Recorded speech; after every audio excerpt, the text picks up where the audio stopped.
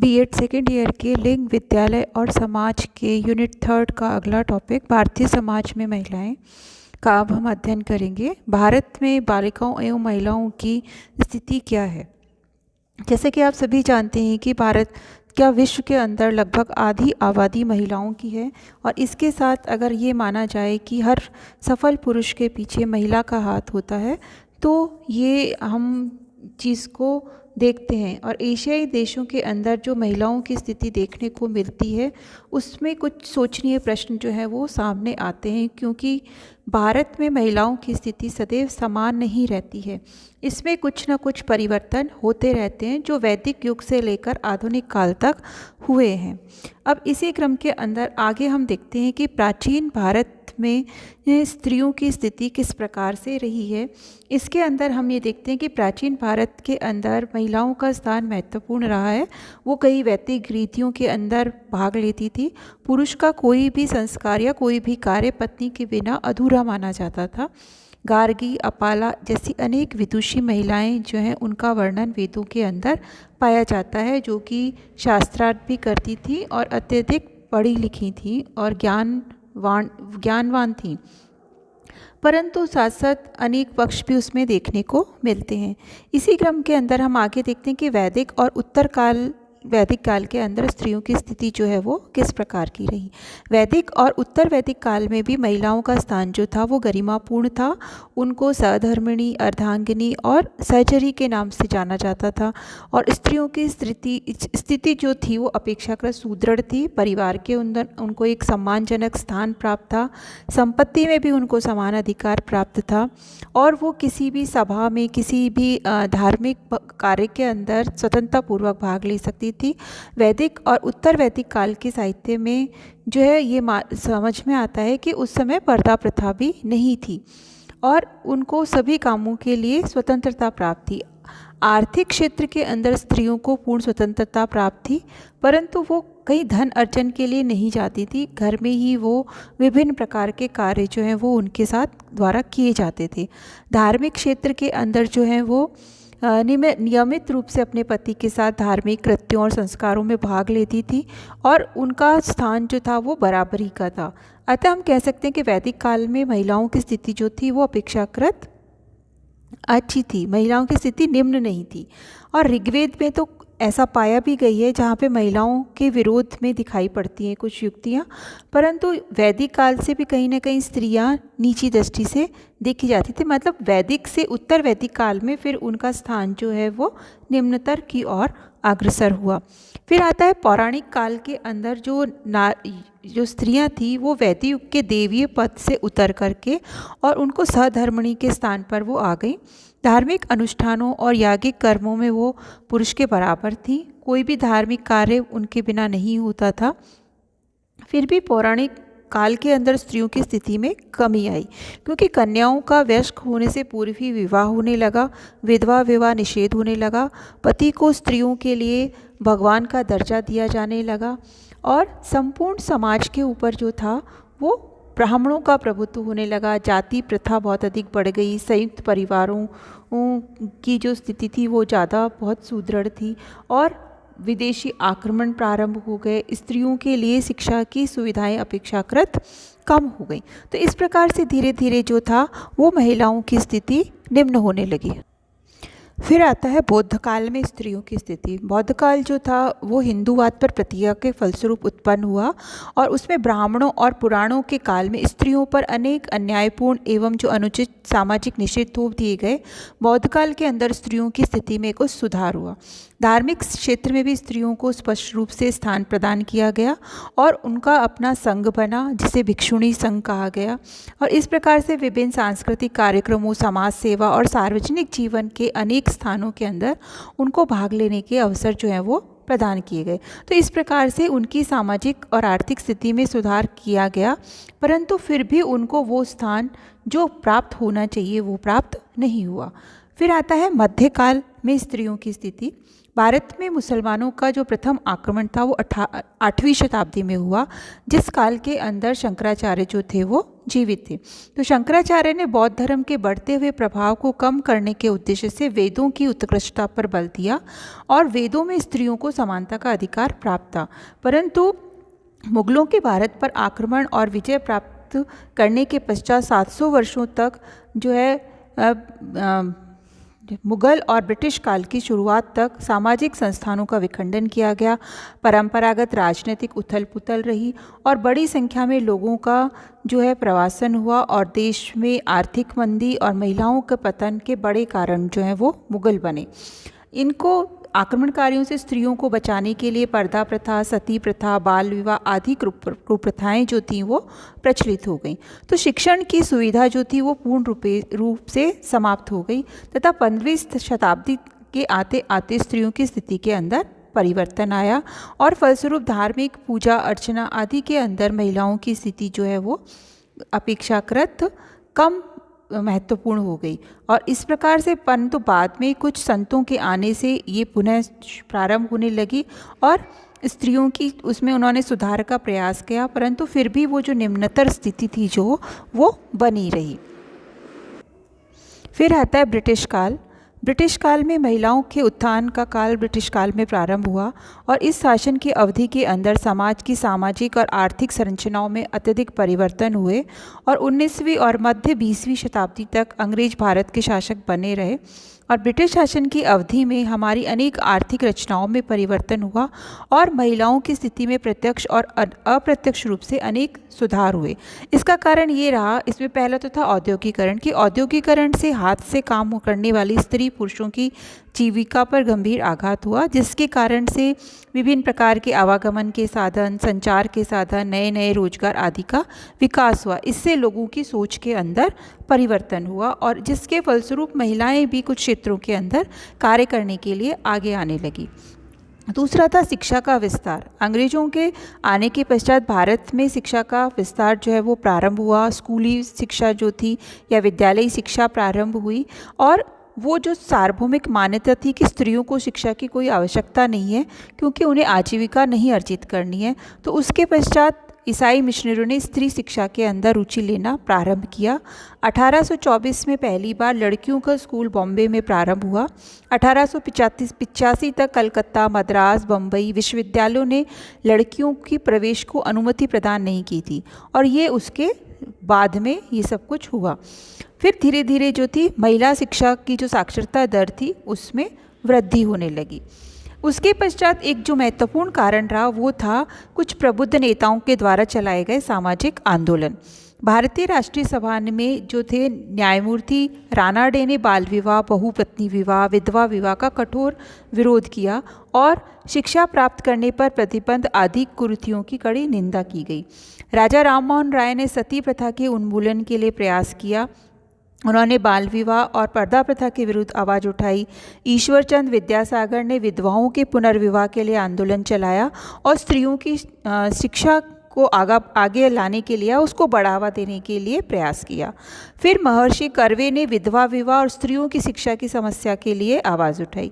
स्वामी दयानंद सरस्वती, स्वामी विवेकानंद, महात्मा गांधी ने भी स्त्रियों की राजनीतिक और सामाजिक अधिकारों के प्रति रुचि दिखाई, जिसके फलस्वरूप धीरे धीरे ये हुआ कि भारत के अंदर भी महिलाओं की स्थिति के अंदर चाहे वो एक धीरे या धीमी गति से ही हो, परंतु वो परिवर्तन प्रारंभ होने लगा।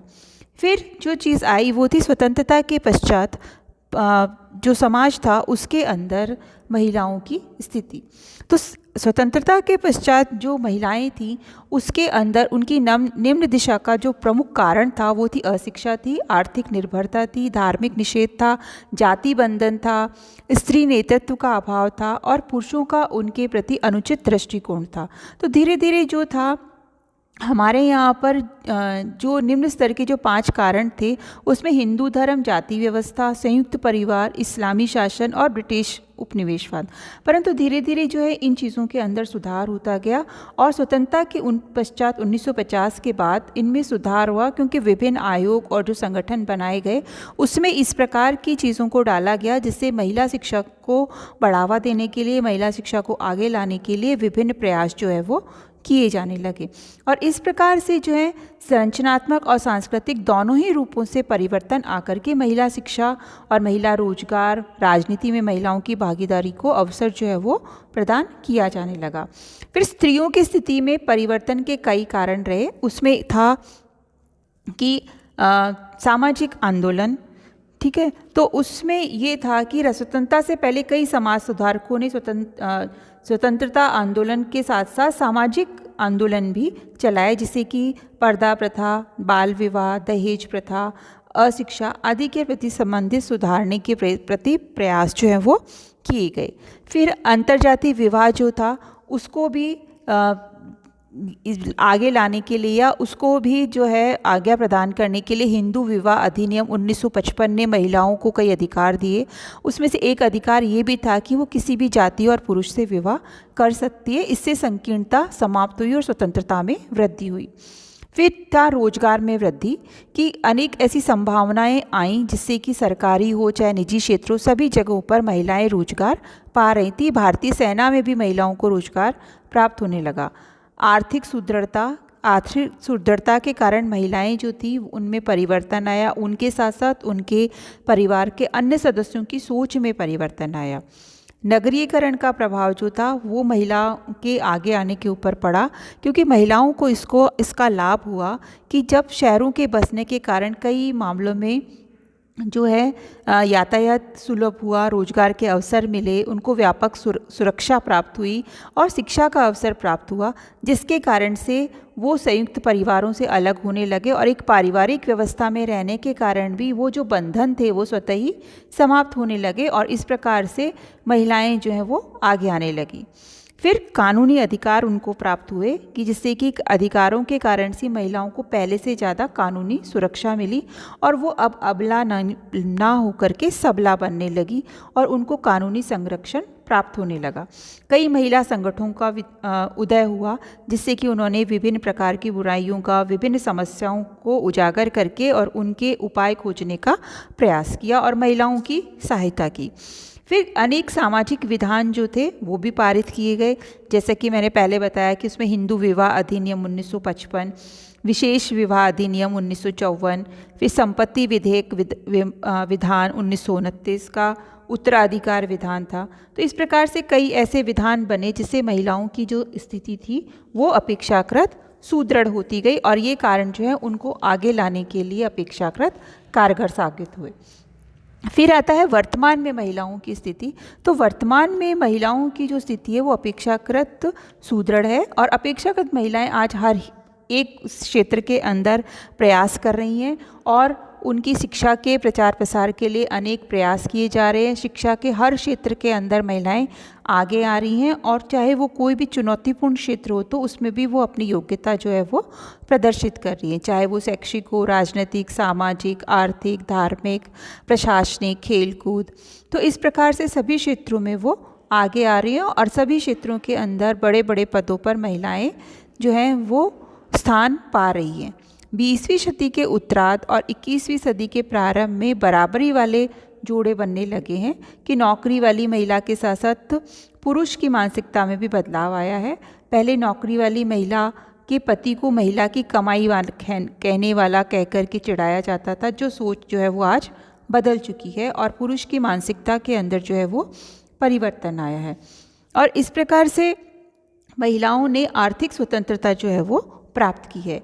महिलाएं जो हैं अपेक्षाकृत सशक्त हो चुकी हैं और वो अपने अनेक कौशलों का विकास करके उनको अधिक सशक्त बनाने में और समाज को में महिलाओं की स्थिति को सुधारने में अपनी भूमिका जो है वो दे रही हैं और उनको जागरूक करने का प्रयास भी किया जा रहा है। 2001 में पहली बार राष्ट्रीय महिला उत्थान नीति भी बनाई गई जिसमें महिलाओं के लिए विभिन्न क्षेत्रों में उत्थान और समुचित विकास के जो कार्यक्रम थे वो बनाए गए।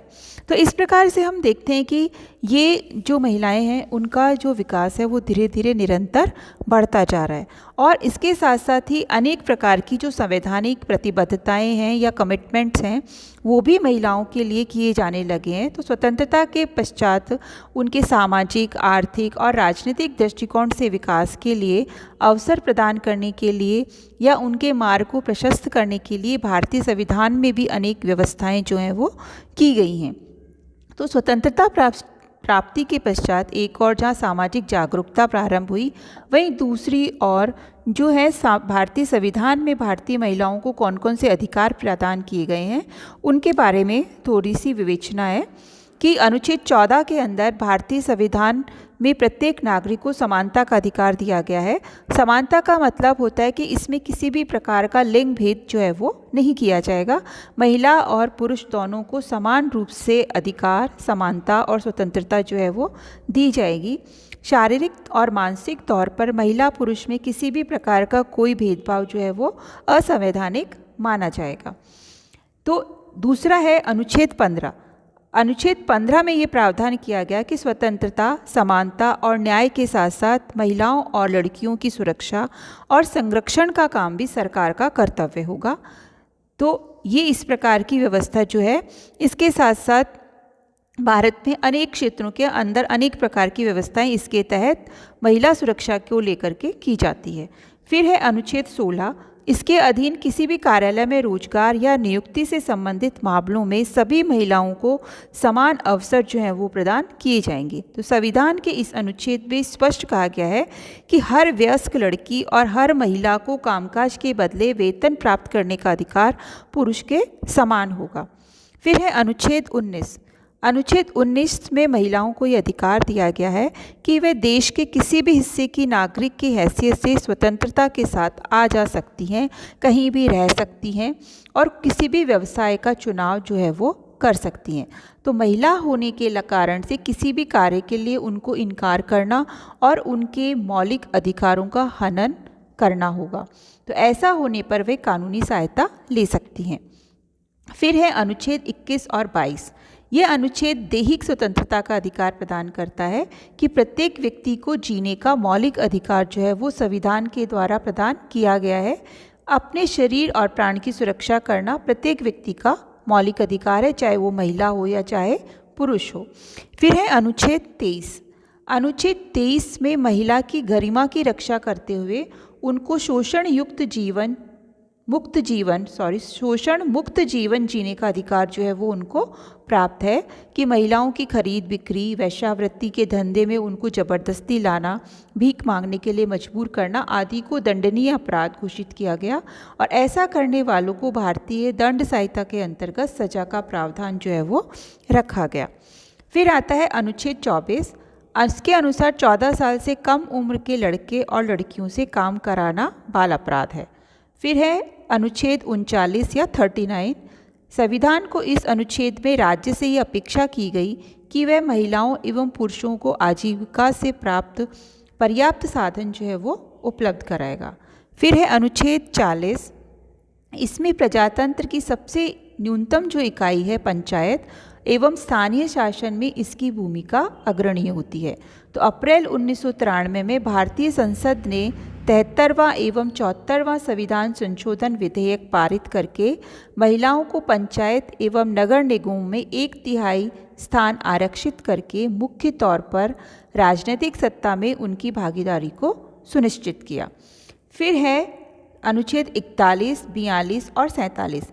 41 के अंदर बुढ़ापा, बीमारी और अन्य अभावों की दशाओं में सहायता पाने का अधिकार।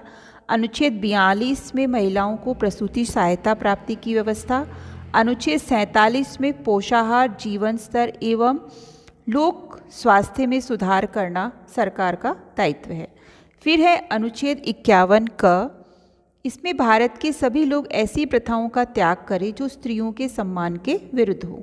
फिर है अनुच्छेद 33 में जो प्रस्तावित 84वीं संशोधन के जरिए लोकसभा में महिलाओं के लिए आरक्षण की व्यवस्था। अनुच्छेद 332 क में 84वें संशोधन के जरिए राज्यों के विधानसभाओं में महिलाओं के लिए आरक्षण की व्यवस्था। तो इस प्रकार से हम देखते हैं कि भारतीय संविधान में महिला एवं पुरुषों के मध्य समानता, स्वतंत्रता व शोषण से बचाव व संस्कृति व शिक्षा के आदि अधिकारों को समान रूप प्रदान किया गया। फिर महिलाओं के लिए कुछ विशेष अधिनियम बने, जिसमें बागान श्रम अधिनियम 1951 बना, जिसमें महिलाओं के हित के लिए कहा गया कि बागान में जो महिलाएं कार्य करती हैं उनको शिशु को स्तनपान कराने के लिए आवश्यक रूप से अवकाश प्रदान किया जाए, और नारी सशक्तिकरण के लिए क्षेत्र में उठाए गए कदमों में से एक था। फिर कर्मचारी राज्य विनियम अधिनियम 1952, इसमें ये था कि चिकित्सीय प्रमाण पत्रों की तिथि से मान्य किया जाना और स्वीकार किया गया कि महिलाओं को प्रसूति लाभ प्रदान किया जाए। फिर 1961 में आया दहेज निषेध अधिनियम। इसमें भारतीय समाज में व्याप्त कुरीतियों में से जो दहेज प्रथा थी उसको स्त्री भ्रूण हत्या जैसी कुप्रथाएं प्रचलित हुई और महिलाओं का क्रय विक्रय किया जाने लगा। तो इसको दूर करने के लिए जो ये अधिनियम था ये लागू किया कि वधू को दहेज के नाम पर प्रताड़ित करना संगीन जुर्म है। 1986 में इस अधिनियम में संशोधन करके और इसको परिस्थिति के अनुकूल बनाया गया तथा आज भी हर 102 मिनट में एक महिला जो है वो उसके उत्पीड़न की शिकार होती है। तो इसमें इस मामले में कमी आई है। फिर भी हमें महिलाओं की रक्षा के लिए एक लंबा रास्ता जो है वो तय करना है। फिर आता है प्रसूति प्रसूधा अधिनियम 1961। इसमें भी महिलाओं को जो है प्रसव गर्भपात हेतु अवकाश नहीं दिया जाता था। अनेक प्रकार की समस्याओं का सामना उन्हें करना पड़ता था, जो कि प्रसूति अवकाश की ये विशेष व्यवस्था संविधान अनुच्छेद 42 के अनुकूल 1961 में पारित किया गया। फिर था ठेका श्रम अधिनियम 1976। इस अधिनियम के अंतर्गत महिला कर्मचारियों से प्रातः 6 बजे से शाम 7 बजे तक ही काम करवाने का निर्णय किया गया और 9 घंटे से अधिक कार्य करने पर प्रतिबंध लगा दिया गया। फिर उसके पश्चात आता है समान मजदूरी अधिनियम 1976। उसमें ये पारित किया गया कि जो ये 1976 में पारित यह अधिनियम अनेक प्रभावित रहा और कार्य से संबंधित क्षेत्रों में इस अधिनियम को लागू किया गया कि समान कार्य करने के लिए, समान प्रकृति वाले कार्य के लिए महिलाओं और पुरुषों को समान पारिश्रमिक या वेतन दिया जाएगा। फिर बाल विवाह निषेध अधिनियम 1976। 1976 में भी ये पारित किया गया कि बाल विवाह पूरी तरह से प्रतिबंधित है और इसको जड़ से समाप्त किया जाए। फिर था सती निषेध अधिनियम 1987। भारत की एक प्राचीन सामाजिक कुरीति जो कि विवाहित महिला के पति की मृत्यु हो जाने के पश्चात उसको भी पति के साथ जला दिया जाता था, इसको समाप्त करने से संबंधित सरकार के द्वारा ये कानून लाया गया। फिर 73वां और 74वां संशोधन जो 1993 में हुआ कि सरकार ने ग्रामीण महिलाओं के स्तर को ऊपर उठाने के लिए कदम उठाया, जिसके अंतर्गत ये किया कि महिलाएं जो हैं वो पंचायत व्यवस्था की 1/3 सदस्यता उनके लिए आरक्षित की गई। फिर बीड़ी एवं सिगरेट कर्मचारी अधिनियम 1996 या 96। इसके अंतर्गत सीमा से अधिक महिला कर्मचारी होने पर उनमें शिशुओं के हित के लिए शिशु सदनों की व्यवस्था की गई और इसका परिणाम ये हुआ कि महिलाओं को लंबे अवकाश की आवश्यकता नहीं पड़ती थी। प्रसव पूर्व निदान तकनीक अधिनियम 1994। इस अधिनियम के द्वारा गर्भावस्था में बालिका भ्रूण की पहचान को अवैध घोषित किया गया और जिसके फलस्वरूप भ्रूण हत्या के ऊपर रोक लगने लगी और 20वीं शताब्दी में अल्ट्रासाउंड की विकसित तकनीक के द्वारा गर्भ में जो लिंग की पहचान थी उस पर रोक लगाई गई। घरेलू हिंसा अधिनियम 2005। इसमें यह किया गया कि 26 अक्टूबर 2006 को इसे लागू किया गया और इसका उद्देश्य घरेलू रिश्तों में हिंसा झेल रही महिलाओं को तत्काल और आपातकालीन राहत पहुंचाना था। तो इस प्रकार की व्यवस्थाओं से कानूनी व्यवस्थाओं का जो एकमात्र लक्ष्य था वो महिला कल्याण और महिला विकास के लक्ष्य को प्राप्त करना था और अनेक अधिनियमों और संशोधनों के माध्यम से महिलाओं की स्थिति के अंदर सुधार लाने का प्रयास किया गया, जिसके फलस्वरूप शहरों में जहाँ एक तरफ महिला सशक्तिकरण की ओर बढ़ रही है और दूसरी तरफ ग्राम पंचायतों में भी महिला सहभागिता के अंदर वृद्धि हुई है।